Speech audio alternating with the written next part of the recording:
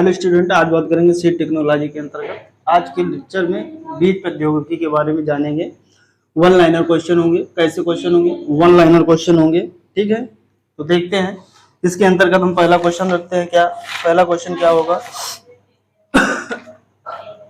पहला क्वेश्चन आपका ये होगा कि एंडोस्पर्मिक सीड क्या होते हैं, कौन से होते हैं एंडोस्पर्मिक सीड कौन से होते हैं? तो जितने भी आपके मोनोकाट होते हैं, मोनोकाट सीड होते हैं, वो सब यानी कि जो एक बीजपत्री होते हैं। कौन से? एक बीजपत्री। वो सब जो है आपके कैसे होते हैं? एंडोस्पर्मिक होते हैं। फिर बात कर लेते हैं नॉन एंडोस्पर्मिक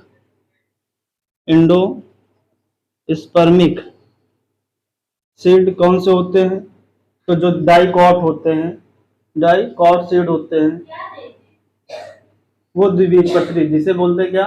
द्विबीजपत्री। क्लियर?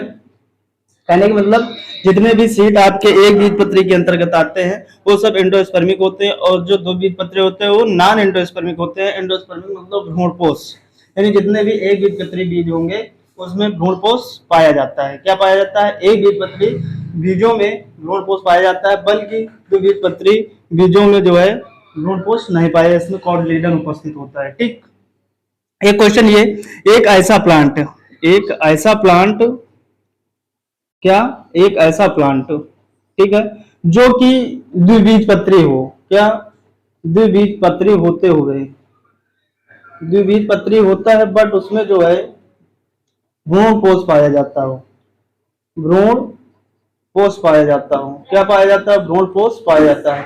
वो पौधा कौन सा है या वो फसल कौन सी है? तो वो फसल आपकी कॉस्टर है। क्या है? कॉस्टर है। बात कर लें इसमें कि जर्मिनेशन कैसा होता है? ईपीजीएल होता है। ठीक है, कैसा होता है जर्मिनेशन? ईपीजीएल होता है, यानी कि द्विबीजपत्री है तो जर्मिनेशन ईपीजीएल होता है, बट इसमें जो है भ्रूणपोष पाया जाता है, एंडोस्पर्म पाया जाता है। क्लियर इतनी बात? फिर उसके बाद अगला क्वेश्चन ये है कि HVY प्रोजेक्ट कब शुरू हुआ? तो 1965 में शुरू हुआ। अच्छा, क्या होता है HVY प्रोजेक्ट? क्या होता है? High variety yield. ठीक है, हाई वैरायटी एल्ड प्रोजेक्ट कब शुरू हुआ? 1955 में शुरू हुआ। आखिर इसकी जरूरत क्या हुई? इसकी जरूरत यही थी कि अधिक उत्पादन। हमारी जो स्थानीय किस्में हैं, कौन सी किस्में? स्थानीय किस्में। स्थानीय किस्मों में स्थानीय किस्मों से 10 से 15%, कितना परसेंट उत्पादन अधिक? 10 से 15% उत्पादन अधिक हो, इसलिए जो है ये प्रोजेक्ट शुरू हुआ था। इसका जो महत्वपूर्ण योगदान था इसका महत्वपूर्ण योगदान था किसमें? आपका जो ग्रीन रिवोल्यूशन था, हरित क्रांति, हरित क्रांति में इसका महत्वपूर्ण योगदान था। ठीक है ना, क्योंकि हाई यील्डिंग वैरायटी प्रोजेक्ट चला था, तभी कागज ये सफल हो पाया था। ठीक है, क्लियर? इसके बाद बात कर लेते हैं इसके, जैसे हरित क्रांति के जनक कौन है? भारत में डॉक्टर एम एस स्वामीनाथन है। डॉक्टर एम एस स्वामीनाथन है। और अगर वर्ल्ड की बात की जाए, संसार में कौन है? तो डॉक्टर नॉर्मन ई बोरलॉग थे। कौन थे? Doctor Norman E Borlaug.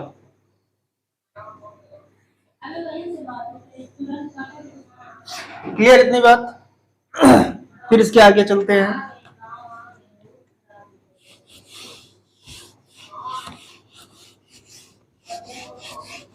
फिर अगला बात करते हैं कि मॉइस्चर बेस पर, किस बेस पर? मॉइस्चर बेस पर सीड कितने प्रकार के होते हैं? तो दो प्रकार के होते हैं। एक होता है ऑर्थोडॉक्स सीड, ऑर्थोडॉक्स सीड होता है, और एक होता है कौन सा? रिकल्सिट्रेंट, रिकल्सिट्रेंट सीड। क्या होता है? दोनों में अंतर क्या होता है? ऑर्थोडॉक्स सीड में क्या होता है? कम नमी होती है। इनके बीजों में क्या होता है? कम नमी होती है। और इनके बीजों में क्या होता है?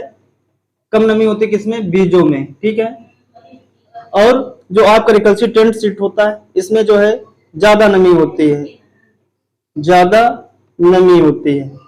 क्लियर बात? किसमें? बीजों में, इनके बीजों में ज्यादा नमी होती है। क्लियर इतनी बात?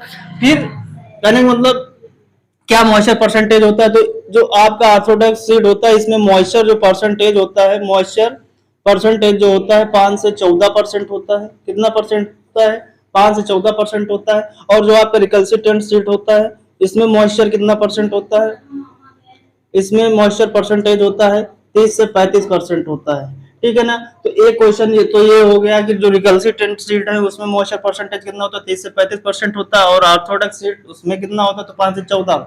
अच्छा, इनके अंतर्गत कहने का मतलब ये जाना जाए, कहने का मतलब एक क्वेश्चन ऐसे भी बन सकता है कि कौन से सीड रिकल्सिटेंट है और कौन से ऑर्थोडॉक्स हैं। तो जिनमें मॉइस्चर 30 से 35% पाया जाता है वो रिकल्सिटेंट सीड है, और जिसमें 5 से 14% के बीच में पाया जाता है वो आपके ऑर्थोडॉक्स सीड होते हैं।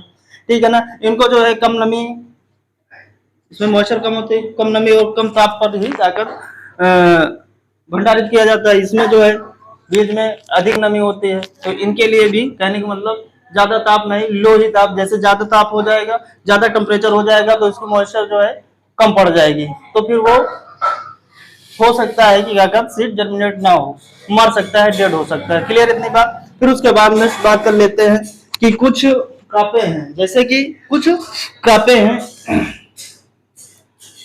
जिनमें की मॉइस्चर परसेंटेज क्या होता है देखेंगे। जैसे सीरियल्स क्रॉप हैं, अनाज वाली फसलें हैं। जैसे अनाज वाली फसलों में नमी प्रतिशत कितना पाया जाता है? नमी परसेंटेज कितना होता है? तो जो आपकी जो अनाज वाली फसलें हैं, जो सीरियल्स क्रॉप्स है, सीरियल्स क्रॉप्स में जो मॉइस्चर परसेंटेज होता है, क्या मॉइस्चर परसेंटेज होता है वो कितने परसेंट होता है? तो जो अनाज वाली है 10 से 12% होता है। कितना परसेंट होता है? 10 से 12। फिर उसके बाद नेक्स्ट क्वेश्चन करते हैं, दलहनी जो फसलें होती हैं, कौन सी? दलहनी फसलें। दलहनी फसलों में नमी परसेंटेज कितना परसेंट होता है? सॉरी, 8 से 10% होता है। कितना होता है? 8 से 10% होता है। फिर उसके बाद बात कर लेते हैं जो तिलहनी फसलें हैं, कौन सी हैं? तिलहनी फसलें। तिलहनी फसलों में नमी का परसेंटेज कितना होता है? नमी परसेंटेज, तो इसमें 6 से 8% होता है।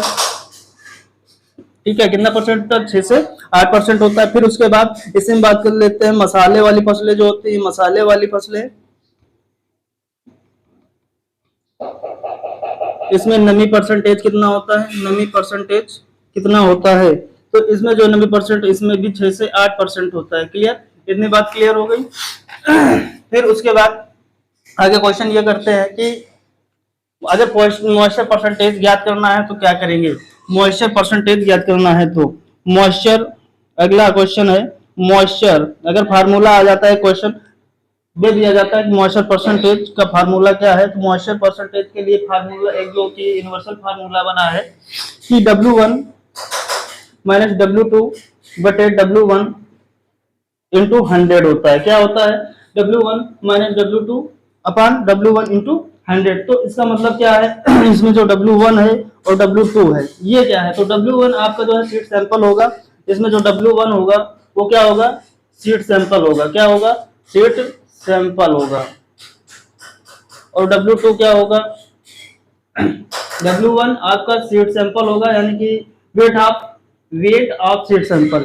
किसका वेट लिया जाएगा? वेट ऑफ सीड सैंपल, यानी कि बीजों का नमूना लिया जाएगा। फिर जो W2 होगा W2 होगा उसमें होगा आपका वेट ऑफ ड्राई सीड। ठीक है, एक सैंपल लिया जाएगा उसका वेट होगा, और दूसरा जो है ड्राई सीड यानी जो सुखाया हुआ सीड होगा उसका वेट लिया जाएगा, और ये फार्मूले पर रख दिया जाएगा W1 minus W2 upon W1 into 100। इस फार्मूले से आप मॉइस्चर परसेंटेज ज्ञात कर लेंगे। क्लियर इतनी बात?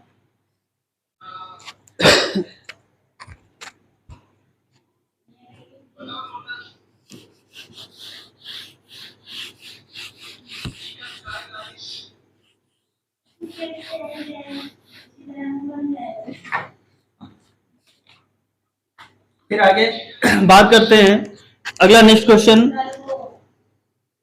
फिजिकल प्योरिटी से देखते हैं। किससे? Physical purity.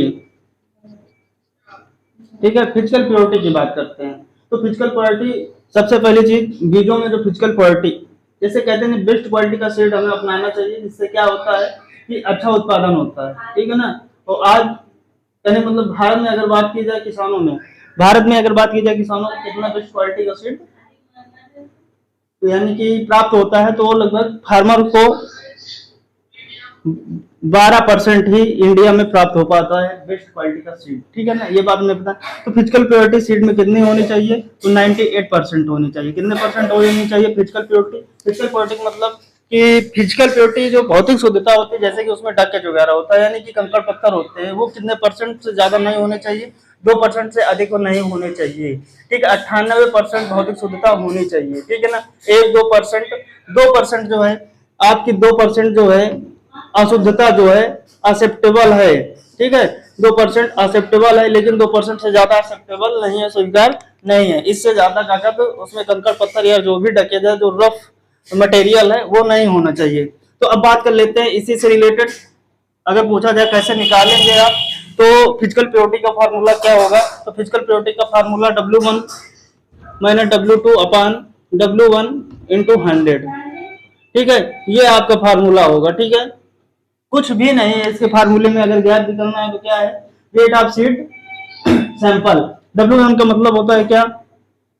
Wait of seed sample. ठीक है, और W2 क्या होता है?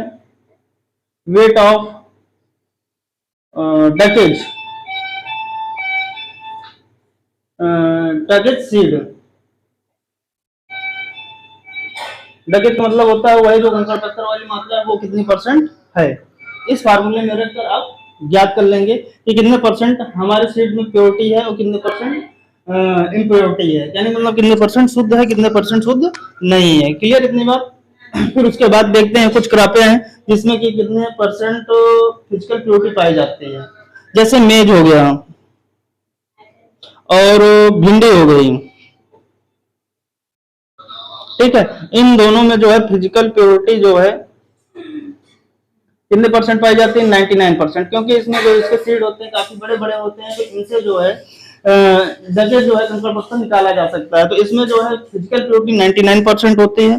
फिर उसके बाद नेक्स्ट है कैरोट है। क्या? गाजर है। कैरोट, कैरोट में फिजिकल प्योरिटी कितनी परसेंट होती है?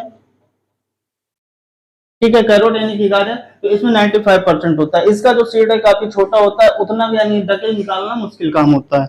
ठीक है ना। फिर उसके बाद नेक्स्ट क्वेश्चन ये है कि जैसे हो गया आपका शुगर केन हो गया। क्या? शुगर केन हो गया, यानी कि गन्ना, सॉरी शुगर केन नहीं, शुगर केन में भी तो फिजिकल प्योरिटी 99% होती है। सोयाबीन हो गया। क्या हो गया? सोया बीन हो गया, और आपका जूट हो गया। ठीक है, और ससिम हो गया। इन तीनों में फिजिकल प्योरिटी कितने परसेंट होती है? तो 96% होती है। तो याद रखेंगे, सोयाबीन, जूट और ससीम, इसमें 96% फिजिकल प्योरिटी पाई जाती है। क्या फिजिकल प्योरिटी कितने परसेंट? 96% पाई जाती है। कैरोट में 95% पाई जाती है, और मेज और भिंडी में जो है 99% फिजिकल प्योरिटी पाई जाती है। फिर इसी के बाद एक क्वेश्चन और बात कर लेते हैं, ग्राउंड नट। ग्राउंड नट, ठीक है ना। ग्राउंड नट यानी कि मूंगफली। मूंगफली में जो है फिजिकल प्योरिटी कितने परसेंट पाई जाती है? फिजिकल प्योरिटी इसमें भी 96% फिजिकल प्योरिटी पाई जाती है। इतनी बात क्लियर? फिर उसके बाद आगे बढ़ते हैं।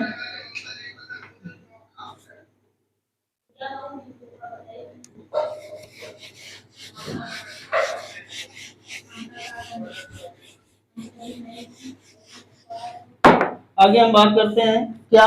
जर्मिनेशन। बीजों में जर्मिनेशन परसेंटेज कितना होना चाहिए? बीजों में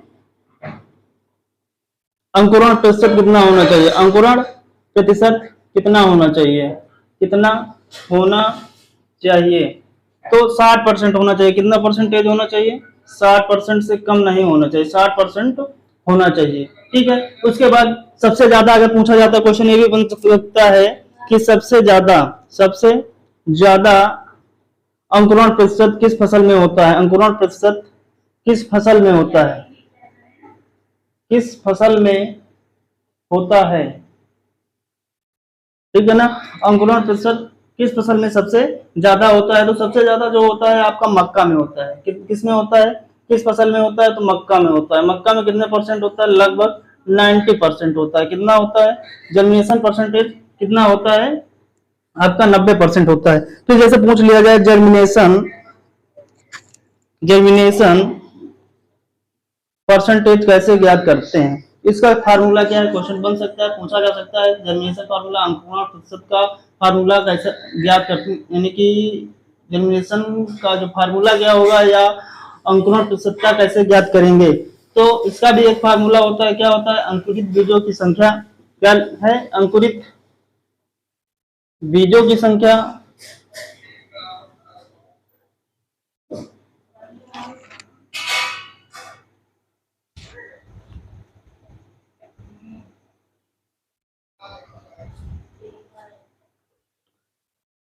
जर्मिनेशन परसेंटेज में अंकुरित बीजों की संख्या बटे, सबसे ऊपर क्या लिखेंगे आप?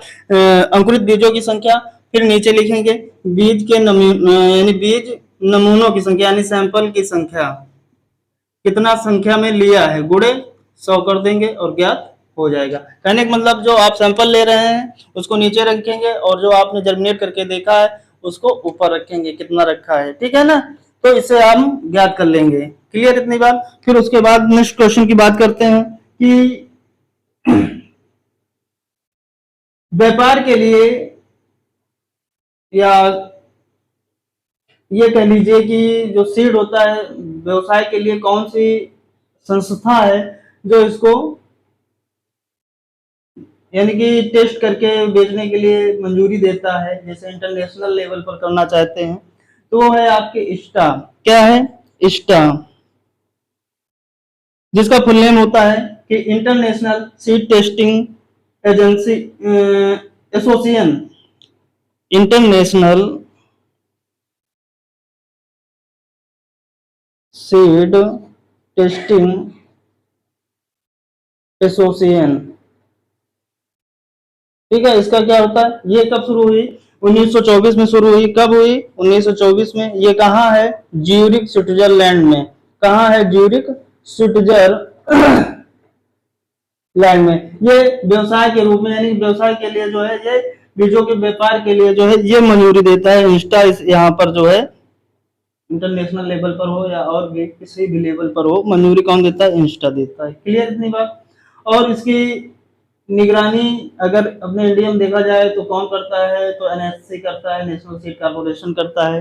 फिर उसके बाद बात किया जाए जैसे इंटरनेशनल पर सीड सैंपल लेना है, क्या लेना है? सीड सैंपल लेना है। तो सीड सैंपल के लिए कितने बीज लिए जाते हैं? जैसे कि इंटरनेशनल लेवल पर आपको सीड का सैंपल लेना है तो कितने बीज लिए जाएंगे? 400। कितने? 400 सीड लिए जाएंगे। और अगर यही आपका राष्ट्रीय स्तर पर लेना है तो 200 सीड लिए जाएंगे। कितने लिए जाएंगे? 200 सीड, यानी किसके अंतर्गत? NSC, नेशनल सीड कॉर्पोरेशन के अंतर्गत। और SSC यानी स्टेट सीड कॉर्पोरेशन के अंतर्गत जो सीड्स का सैंपल लिया जाएगा, कितने सीडों का लिया जाएगा? 200 सीड का लिया जाएगा। क्लियर इतनी बात।